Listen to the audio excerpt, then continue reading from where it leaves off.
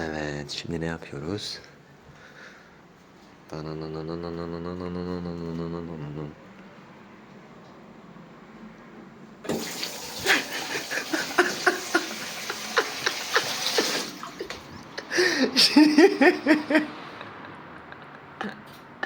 Şerif.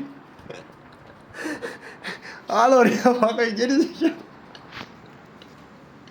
Bir şoka gir şoka.